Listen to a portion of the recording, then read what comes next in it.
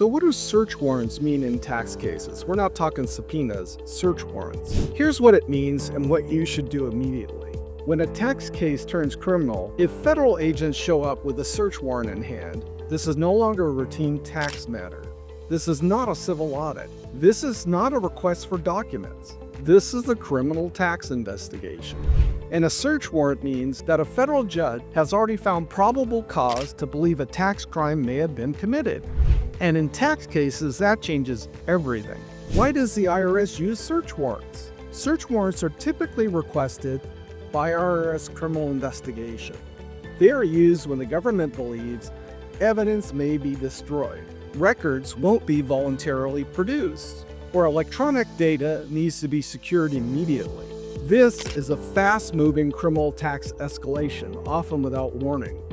Agents can show up and seize computers, phones, accounting systems, your cloud credentials to get to online data, your crypto wallet data, all of your books and records. And under Federal Rule 41, they can review electronic data off-site later on. This means that criminal tax investigation may expand well beyond what you think they were originally looking for. So what is the government allowed to do here? Well, there are rules. Rule 41 requires execution within a specific time window. A copy of the warrant must be provided. An inventory of any item seized must be created, and a receipt must be left or given. If the search occurs in California, additional state procedures may apply. But understand this clearly. Agents arrive prepared. They will have categories of records in mind, and they're not there casually. They're building a criminal tax prosecution file. So what should you do now? Well, this is critical. Do not obstruct them. Do not try and interfere. Do not try and argue the law on the doorstep.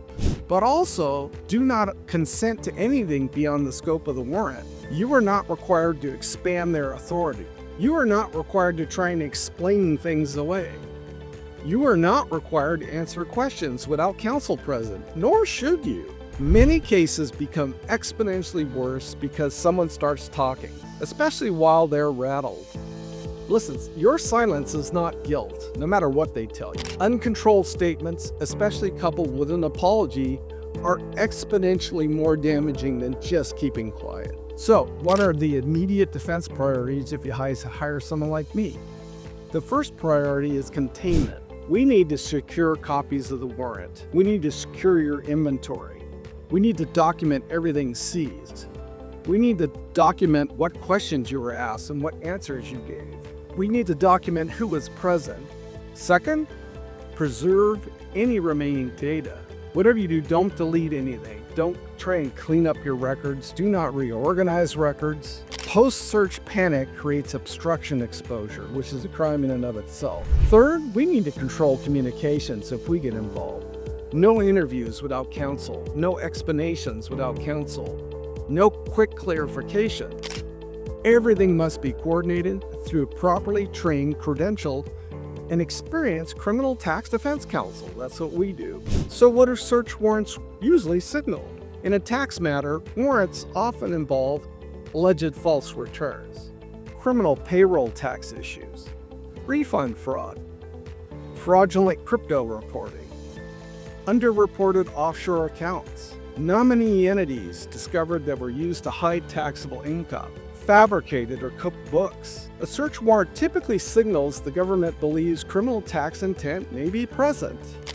And in criminal tax law, that's the entire ballgame. Criminal tax intent is everything. Not the math, not the size of the mistakes, the intent. That's the only element of a tax crime that can be difficult for the government to prove. So why is a search so dangerous? Once electronic data is seized, agents can reconcile transactions across multiple tax years, across multiple entities, across personal and business accounts.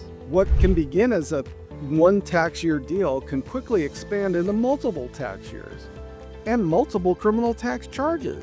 And remember this, a warrant is not the beginning of your problems.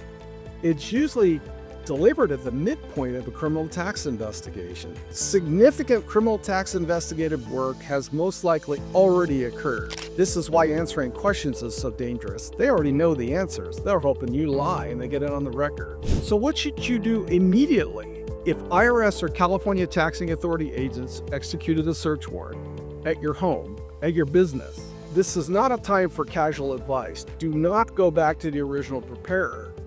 You need a defense strategy that treats every document, every statement, and every timeline fact as potential criminal tax evidence. The right representative can make the difference between containment and indictment. And it's often what happens in the first 72 hours that gets you in trouble. So whatever you do, don't guess. Don't wait. Call the tax law offices of David W. Clausing or visit the Contact Us page of our website at clausing-associates.com today to schedule a confidential, reduced rate initial consultation. And let's do damage control.